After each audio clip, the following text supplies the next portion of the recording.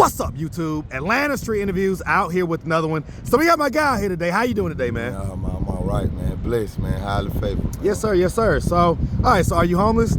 Yes. Okay. So, how old are you? I'm 38. 38? Yes, sir. Yes, sir. Okay. Okay. We're gonna talk about that. Okay. All right. Is it 38? And so, how long have you been homeless? A couple years. Okay. What happened a couple years ago that caused you to become homeless? I went through the prison system, man, and I ain't really got a lot of family, man. So the streets was the only thing I knew. Okay. How long ago did you get out? About 6 months, 7 months ago. Okay. So why you say you've been homeless for a couple years? What I mean by a couple years is I lost my family through a divorce. You know what I mean? Lost my wife through prison. You know. Okay. I got you. Okay. So you got out about 6-7 months ago. How long was you in? I did roughly 15. I got out doing 10, and I violated parole and went back and did another 5. Okay. So you kind of been in prison since, because how long was you out for that little stint that you was out or whatever? 18 to 20 months I stayed out. Okay, it's about a year and a half or so. Right. And so, for the most part, it sounds like you've been in prison since about, what, 22, 23? You called it right out, 21 years old. Okay. So, what happened at 21 that caused you to go to prison? Mistaken identity. Vehicle homicide went bad and they upgraded to a felony murder using the stolen car as a foreseeable risk of death. And I got my case overturned up on the Ford versus State. And because you can't use a vehicle as a weapon to foresee death with. And I gave my time back roughly around about 2010. So I received the life in 40, but I ended up getting my time overturned. And hey man, I thank God I'm here. So what happened? Like, obviously it sounds like someone, passed away. Right. But what happened? You tell me. Car ring that we was dealing with early 2000. High speed chase. A few of the guys. So you was in a group that used to break in cars and steal them or whatever? Yeah. Okay. Be in a ring. Was it so? This was like a Fast and Furious type deal where they wanted the parts and all that type of stuff. Right. Okay. So you was in a ring like that, and you was doing that. I guess you had stolen the car. Sounds like, and got into a high speed chase. High speed chase. Exactly. Okay. What happened? I'm gonna tell you the story and then I'm gonna tell you the end. Okay. High speed chase. Unmarked car get behind them. They had a unit called the Heat Squad back then. And what the Heat Squad specializes is running down hot cars. Right. So what they did was they got behind the car and they normally know to fall back to a certain distance, but the unmarked pursued and made the high-speed chase go into a bigger pursuit. Okay. And at this time, it was always get out the car, get on feet.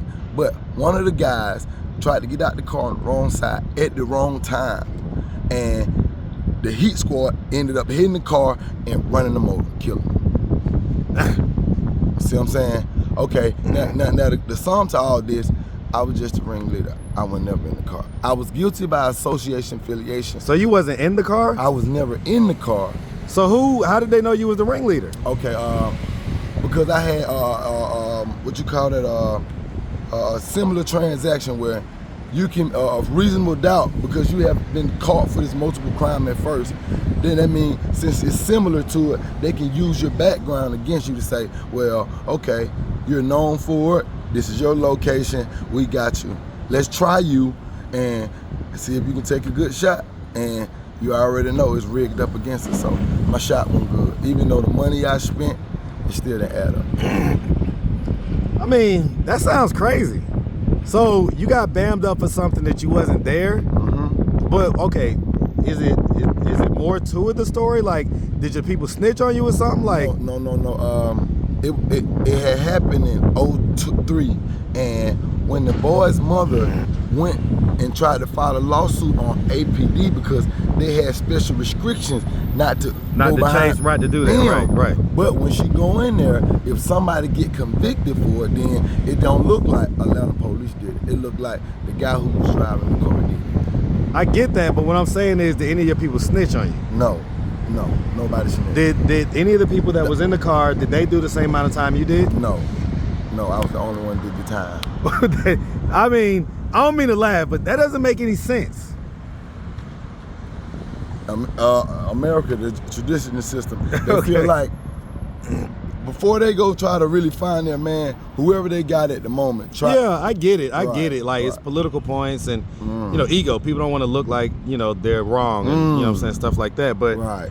okay, all right. So we'll put a pin in that. I may revisit that in a second. But okay. Okay. You have any kids? Yes, I have a daughter. Okay, just one. Yes, sir. Okay, yes, sir. man. Okay, how old? She's 18. 18. Okay. All right. So sounds like you kind of had her, I guess, right before you went into. And guess what? 2 weeks before I went in, I held her. Yep. Okay, man. And so, all right. And so, have you ever been married? Yes, Yes. 3 times. 3 times? Yep. Hold on. Two How have you been in prison for 15 years? Two You've been prison marriages and 1 street marriage. What? Okay, which one happened first? The prison marriage. happened How old were you? Maybe 23. 23? To a random hotline bling. What?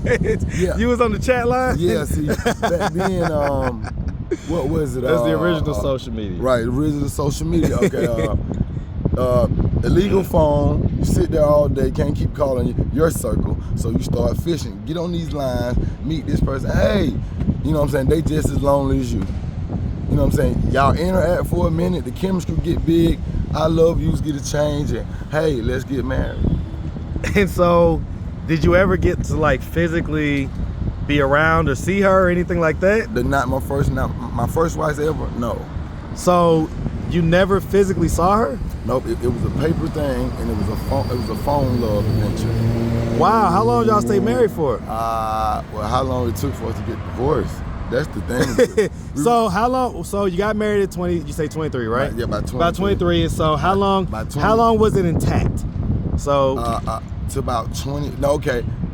For about 7 months after the marriage, because it took about 3 months to get married. Okay. With the paperwork of the system. Right. Okay. So it took about 3 months to get married.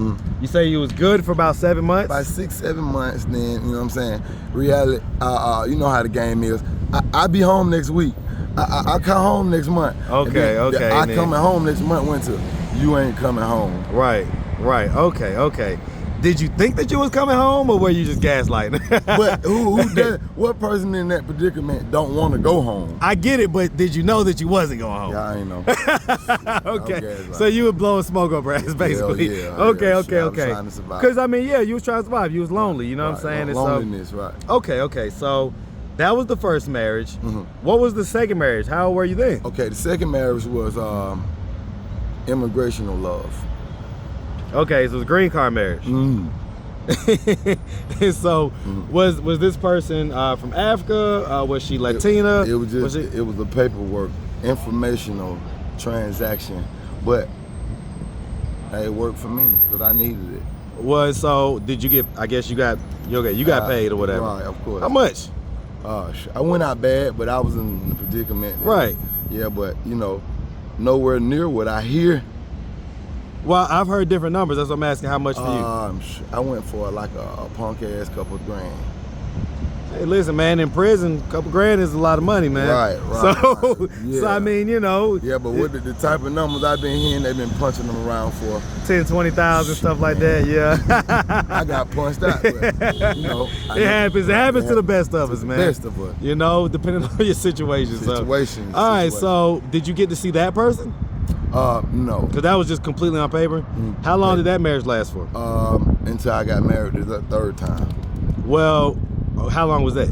About 4 years. About 4 years? Yeah. Okay. So she's married on paper again. All right. Yeah. And both of those was in prison. Both of those. Never got a conjugal visit.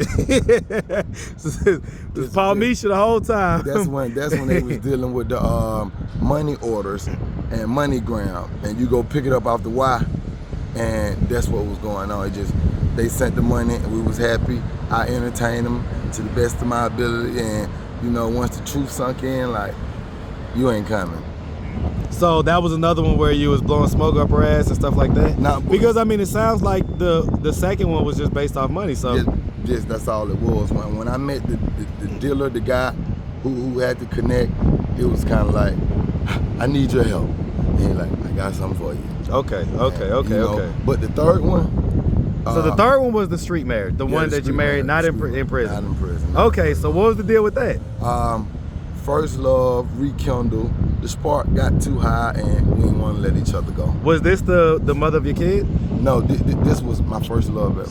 Like from like high school, middle school type deal? Middle school. Oh Lord. Yeah. Okay. Yeah, middle school. Okay, and so y'all linked back up after you got out? Mm-hmm. And how long after you got out did you get married? A week. Oh wow.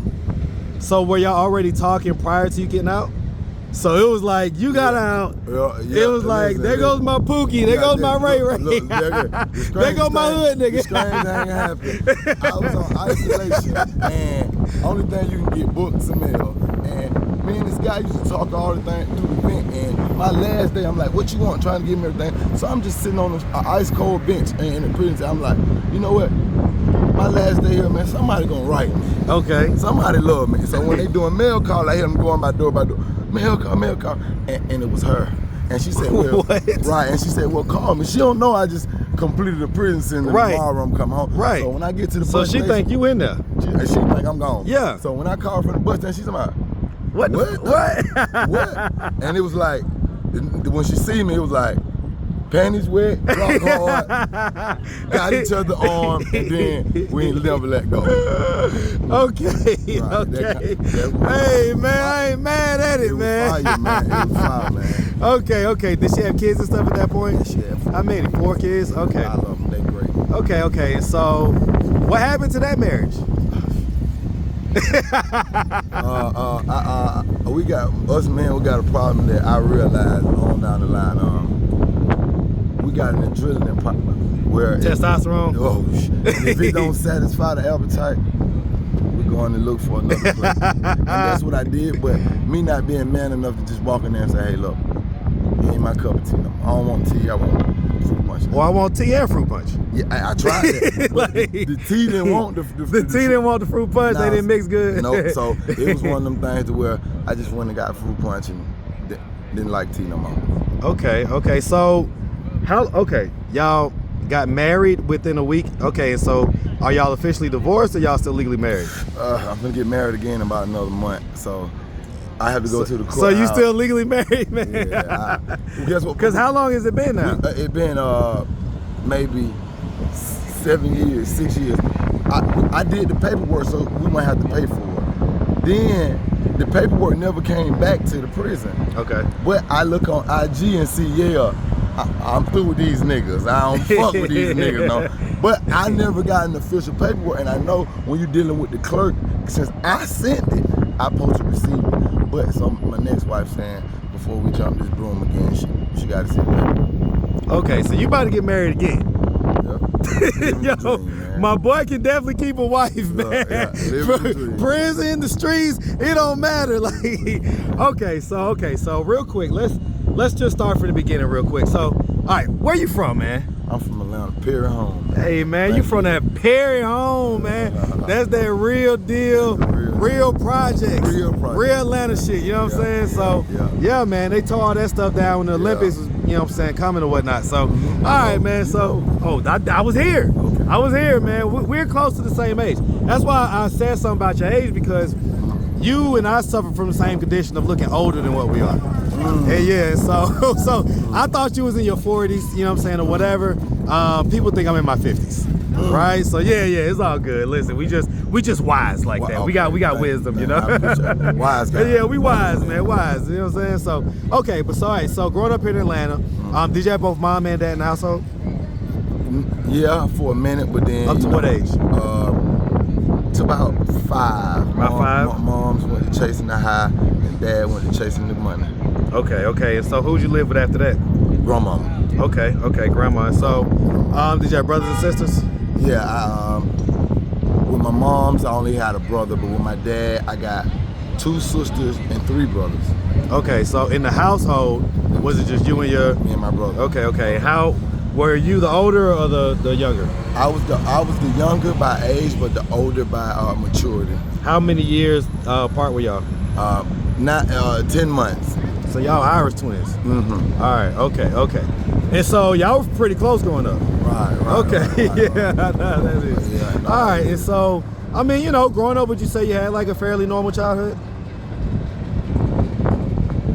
I never been abused, and I never been wrongly misguided. I think my people kind of let me make the decision. They steered, but you know, at some point they let go of the wheel, and you know what I mean, took the training wheels off, and you know, let you fall down, and you know what I'm saying. Yeah, let me learn what the hell going on out here. Right, and so I made it. Shit, it's fair because I'm here. Okay, did you like end up going to high school, stuff like that? No way, man. I wish I would have. So the highest that you did get was middle school.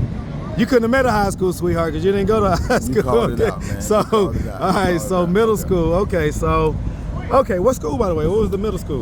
It was an alternative school that we called John Kerry. We used to go to. John Kerry. Over by Etheridge. Okay, Etheridge. Okay.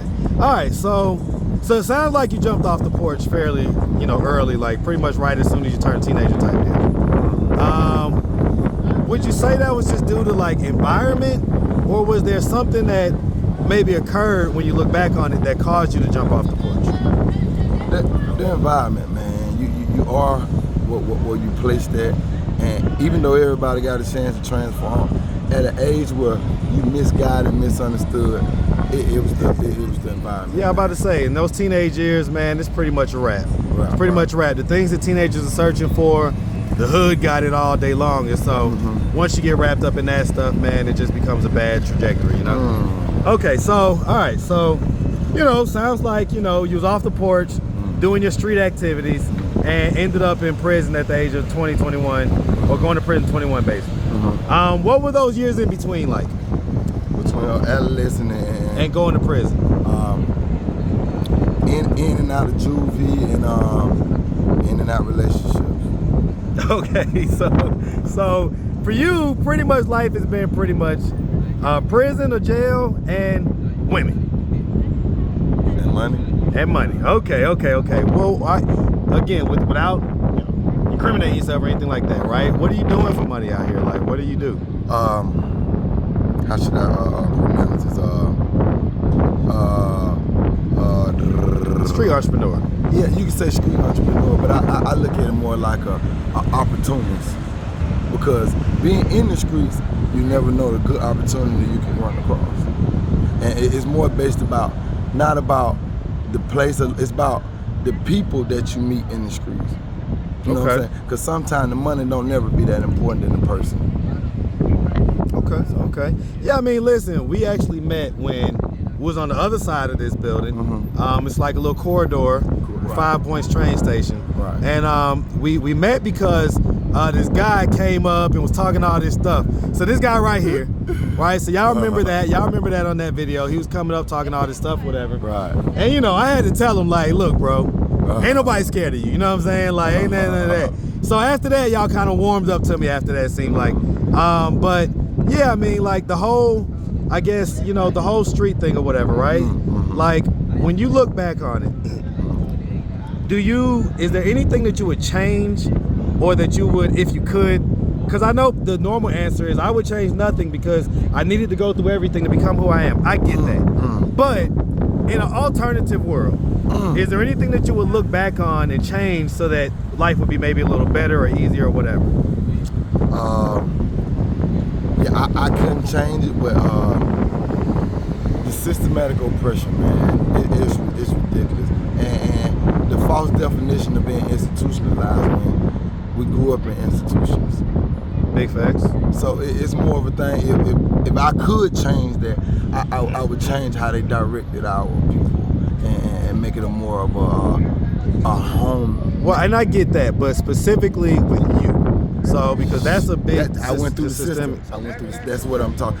The oppression that you feel from feeling lonely. In other words, what I'm saying is that, is there any action that you would change that you did? So something that you, if you could go back in a time machine, you can go back to any point. Okay. Yeah, what point would you go to? What would you change? I would change when I sold my mama crack cocaine. I would change that. Okay. She died before I got a chance to say sorry to her. And I think that's one of the biggest hurdles that I deal with every day. So if I can change that, the way I see the drugs transform my people, if I could change anything, I would go back and change that. Okay, no, that's real, man. That's real. So, what do you think about that? Because we're at 5 Points, crack central, almost like it's the 80s and the 90s out here, right? As far as, you know, people that watch my channel that are from other places, sometimes are like, wait, crack is still a thing? It's like, yeah, like definitely more so. It's definitely still a thing out here. So, what are your thoughts? Being a guy that's, you know, in the streets or whatever, right? What are your thoughts on that, man? Like, because it gets sold a bunch out here. Like you say, it is a different drug that kind of definitely kills our people, right? Even if not physically, it kills us on the inside, right? Right. And so, what are your thoughts on specifically crack cocaine? Okay. It's poison, man, and it's politics too. Well, but so for pick your pill. For the folks that, you know, still sell it, right? What are your thoughts on that? Like, are they basically poisoning our people? Of course, but they politicians too. Because when the money hit your hand, it becomes business. And all the way down to the crumb snatcher to the president. Everybody touch that same current. So. I guess I get it, but that kind of sounds like jail philosophy type deal. Like, I didn't really understand that. Like, you understood it, but you didn't want. No, I get it. Okay. From the president to the thing, everybody touched the dollar, same dollar. I get that. Okay. But I don't know how that more so addressed what I'm saying. Okay. Which is that you know, listen, the cool thing is to be like, hey man, you know, the guy sells crazy. He a dope boy. He cool. He this and that and the third.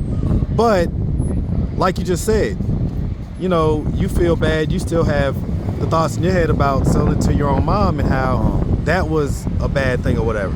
So what I'm saying is the people who are out here selling crack to the people, you know, auntie who I be seeing over there, right? Smoke crack all day, right? And so that's what I'm saying, like the people that sell that to our community, are they poisoning our community? Of course. And so what should we do about that? My honest opinion, bring more black business advisors around the deal because they playing the game, but it can be transformed into a new deal. So if you can sell crack, you can sell other stuff, basically, is what you're saying. You know what I'm saying? So you can have a juice stand and sell juice, sell healthy stuff. You know what I'm saying? Boom. But the mindset is trap. So that's why they call it a trap.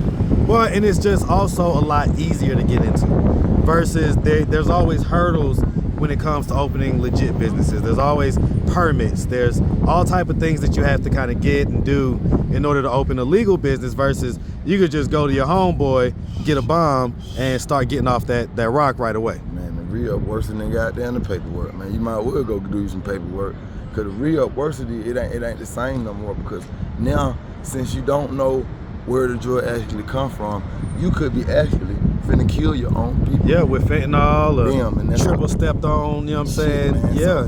If you're a poison pitcher, man, it's gonna get to the point where you're gonna run into that problem. So just go ahead and take the time, do the paperwork, and try to make it legal. If you're a hustler, you're a hustler. Go get you got water and get you know what I'm saying?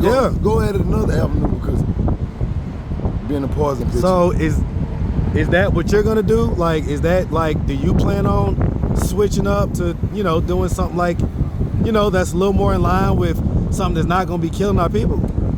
Yeah, of course. So what's the plan for that? Not the being of it, it's an entertaining thing. So I think I'm gonna go the route of America. I'm going to the entertainment line. Everybody want to go into entertainment, man. That's why it's a direct pipeline from the dope games to entertainment. You don't want to do something different? We need a juice shop right here, all right? We got the pizza and wings, we got this and that. We need a juice shop. I'm a juice lover. I got to go all the way over to Decatur Street or down to Artist Garden to get me a juice. Right. And I respect that, and I'm a juice lover too, but at the current moment, man, the way the businesses are going on, the only thing making the transition, the best thing you can do to get in line for a bigger check is go through the pipeline of entertainment, man. it's the number one. Unless you're gonna be an alcohol dealer, and you can't get no liquor store, so you won't make a lot of money. That's the only thing you got. And then you can't play sport. Look at the grab, man. My old ass trying to get out there. Man, try out wouldn't even be an option. Working in and working. Back could be hurt. So but hold on now. I'm gonna challenge you on that now. It's plenty of people living good out here on 9 to 5s. Oh man, I salute them, but I ain't them. Okay, but why can't you just put in the same steps that they put in?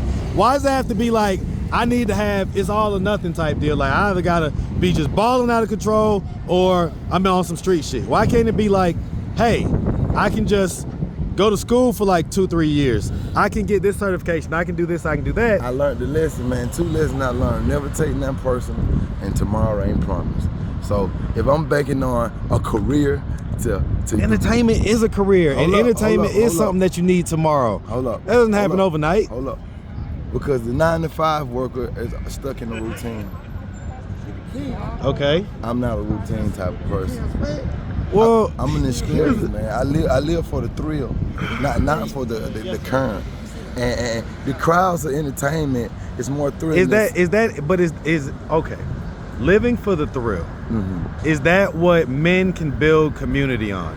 Can community be built off of men who want to just all live by the thrill, or are communities and human history built by responsible men who are solid and consistent? Good question. Not chasing the thrill. Community is common unity, and it ain't no more of that, bro. I'm sorry. So here's some more of that stuff. Right. I'm just being honest. Like, you use whatever word you want to use. The point is that other cultures, okay, and other past cultures, were their successful cultures built on men.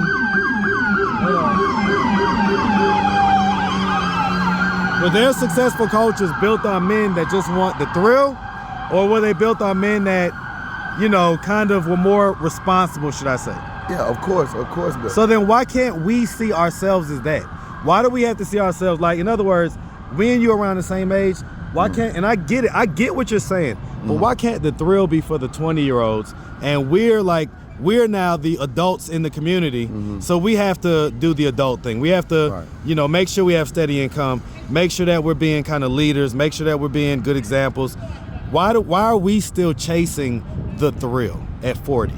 Okay, I'm gonna answer your question. Why are we still chasing the thrill at 40? Because tomorrow ain't never promised. That's the second lesson I learned. And I guess that's that hood mentality that we gotta that we have to evolve from. Because although tomorrow's never promised, that's the same in every human's life. Every human can say that, but not every human is falling to the same mentality that we are, as far as, I gotta have the thrill. It's like, why can't we have a mix? You can have the thrill sometimes, and then most of the time you can be responsible and do what you need to do to make sure that you're taking care of your community as a man, that we're leading our community. You see what I'm saying? Like, you don't think that what you're saying sounds immature? No. Like, it sounds like a young rapper, you know what I'm saying? Yeah, I know you. Like, we all can't be Future. Yeah, Future's born in 1983. He's 40 years old. Right. Okay, but nobody like looks at Future like, oh, you're an old man. Right. So Future is the exception, right? But most people can't do that. Most of us forever young, right? Listen, I'm forever young for sure. Okay, trust me. I am a rider and slider. I get out here, I'm outside. But I also, and most of the time, am just responsible, have to take my kids to soccer practice and volleyball games and this and that and the third, and has to, you know, kind of come out here. I have to work. Now, I figured out a way to be outside and still work, right? But it took me years and years and years of not doing things I wanted, or doing things I didn't want to do to get to this point. Why can't you take those years, put in that time, and then work yourself to a point to where you could be having the thrill and the, you know, the responsible mix? The underlying thing, you underline multiple times. Everybody have their different time. So by you enlightening me, I might take that approach. I tell you what, sometimes a conversation is the seed. All right, conversation is the seed, because right. until someone says it, you know, it's not really maybe a thought in your head or whatever. Right, So right, I get that. I get that. All right, well, look, we'll put a pin in it there, man. I might clip this up into 2 different interviews, so because I like the discussion that we just had. I really appreciate you taking the time answering all of our questions. Okay. If anybody out there wanted to reach out, help, or donate, do you have a way they could do that? Do you have social media, Cash App, anything like that? Give it to the kids, man. I might get my blessing. Just pay it forward, huh? Say your prayers. That's it, man. That's it. Well, listen, man, we appreciate you. Definitely wishing nothing but the best out here, all right? Okay. Make sure you have a good one, my boy. Okay, I Yes, appreciate sir. you. Yes, I sir. appreciate you.